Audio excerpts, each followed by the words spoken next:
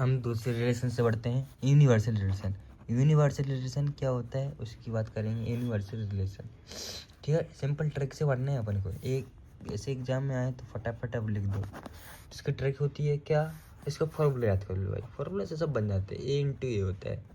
हम जानते हैं अगर रिलेशन कोई लिया हुआ था, अगर हम सारे सबसेटों का यानी कोई एक सबसेट दिया है ये और इसके सबसेट दिया है, इसके सबसेट इसके सबसे मल्टीप्लाई कर दूँ, जितने भी एलिमेंट इसके मल्टीप्लाई करने के बाद जो हमें प्रोडक्ट मिलेगा वो सब क्या होंगे, यूनिवर्सल रिलेशन होंगे। मतलब क्या होंगे, क्योंकि हर एलिमेंट इनसे बिलोंग कर रहा होगा, इन दोनों सेटों से, इसलिए ए इंटू ए लिखा गया है और आर लिखा गया है। वही फिर पुराना तरीका कि रिलेशन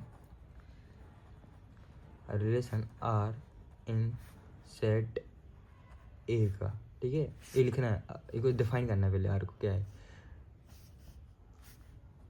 ए लिखना है ना, A relation R in set A, ठीक है। रिलेशन समझना है क्या कह रहा हूँ, ऐसा रिलेशन है यार, तो क्या है आर, आर रिलेशन आर होता है, रिलेशन आर, ठीक है, relation R in set A का, ठीक है, ऐसे आ सकते हो, ऐसे अपन लिखते नहीं, आर ऊपर नीचे ए, तो relation R in set A का इज कॉल्ड यूनिवर्सल रिलेशन। ये लिख लोगे आप, यूनिवर्सल रिलेशन।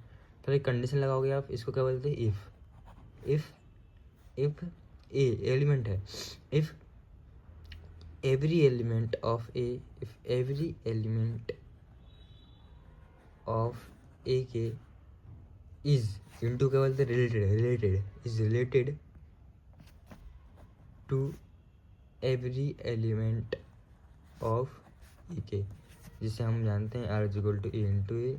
इसका एग्जाम्पल भी दे सकते हो आप, जैसे कि ए सेट है, इसको 1 2 और 1 2, ठीक है, ए भी 1 2, ठीक है। अब इनका ए इंटू निकालो, ए इंटू ए कैसे निकालोगे, ए इंटू ए, 1 का इंटू करो, ठीक है, और 1 का 1 का 2 का 1 का 2 का और 2 का 1 में, 2 का 1 में और 2 का 2 में, सॉरी 2 का 2 में, तो ये हमारे पास निकल जाता है 1 2 3 1 4, ठीक है, 1 2 3 1 4, ठीक है।